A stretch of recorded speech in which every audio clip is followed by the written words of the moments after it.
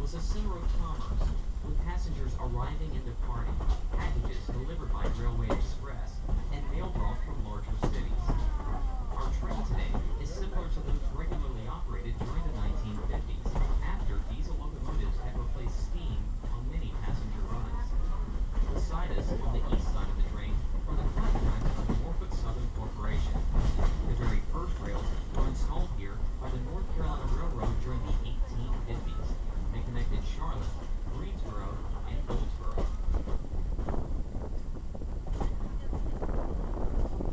In a few moments, the train will change direction and travel on the roundhouse lead. Switching tracks is accomplished by use of a spring switch. The points, or movable rails of the switch, spring to one side as the train passes through them. They will move to their original position after the train is passed. The roundhouse lead was used by engines from the north and south to arrive at the roundhouse for servicing. You may notice that the engineer blows the horn or whistle when he moves the train. Several different signals are required. 3 short blows indicate a backward movement, and 2 short blows indicate a forward movement. These 2 signals, along with others, were used in rail yard operations, so any employee in the yard would know at a moment's notice which direction a train was to be moved.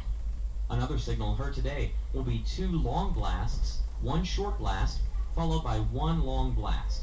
That is the nationwide signal for approaching a public road or highway rail crossing.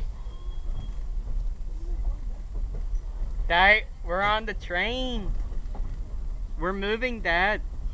Why did I hear the... Ladies and gentlemen, if we have any visitors from up north today, if you look out the west side windows, you can see all those vines covering the trees out there. Please, feel free to take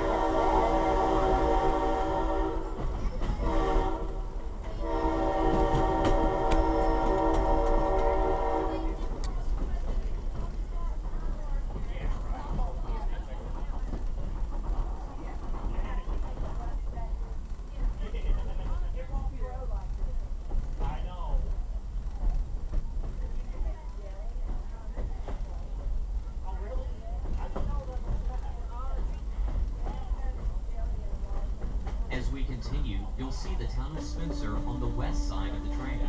Spencer was incorporated in 1905, though houses had been built as early as 1896.